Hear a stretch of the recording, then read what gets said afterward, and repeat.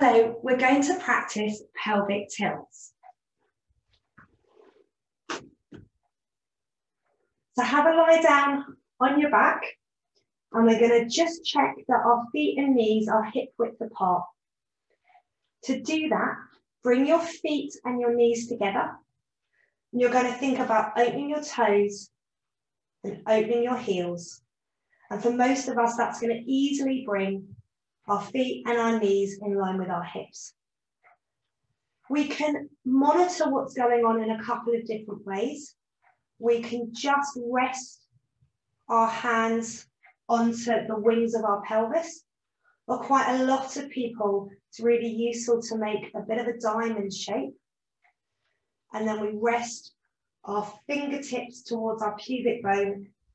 Our thumbs point up towards our belly button, and the heels of our hands are on the wings of the pelvis. And so from here, we're going to learn how to rock this area called a pelvic tilt. And this is our pelvis, and it connects to our femurs, which are our hip bones, and our low back, which is called the lumbar spine. And in a lot of Pilates exercises, we'll be using the pelvic tilt to find a really good alignment in our back and our bodies. So if you find this quite hard to do at the start, just take your time. Everything gets a bit easier with practice. So I'm going to make that diamond. I'm going to make sure that my upper arms are relaxed. And I'm just going to think about rocking this area.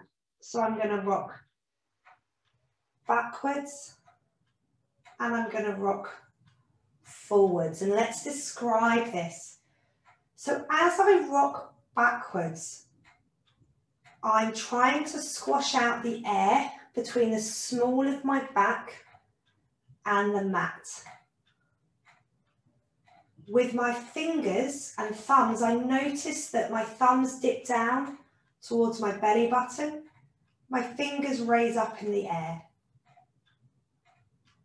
If I took my hand, I would now notice that there is no gap between the mat and the small of my back. I'm going to tip forwards now.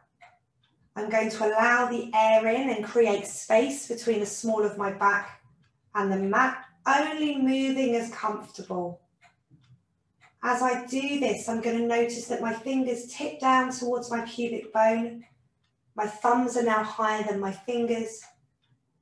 And I've got a little hollow here, so I can get my hands underneath my back as if there's a tunnel and I could get one of those kids' cars through there. We're going to go again. We're going to tip backwards, maybe closing your eyes to really feel how that movement is experienced in the body. And then we're going to tip forwards. Just start off concentrating on that small of your back.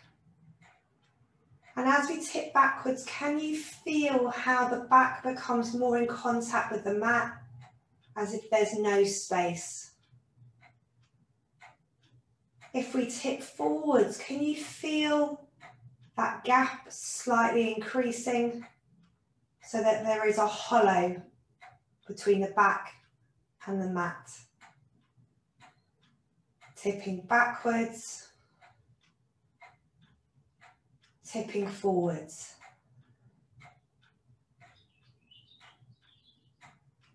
Maybe focusing on what your hands feel like. So if your hand was a clock and you're in that diamond, and your fingers and your thumbs are pointing at 6 and 12 o'clock, just see how we rock between 6 o'clock and 12 o'clock with your thumbs tipping down and then your fingers tipping down. We all learn in different ways. We all pick up exercises in different ways. And so you may find something else to think about that helps you learn this movement. Remembering that you can use your hand to check the tunnel, and then when we're down, that there's no gap. When you feel that you're in the flow of these tilts, start to become aware of the rest of your body. Are you able to keep your feet and knees hip width apart as you move? You may notice that your upper body is moving a lot.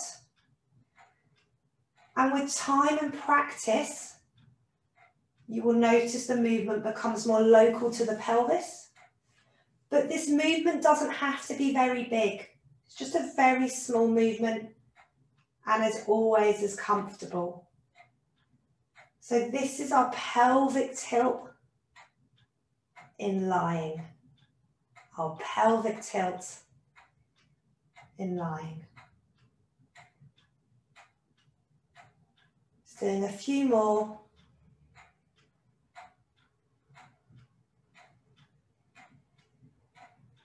And then come to rest.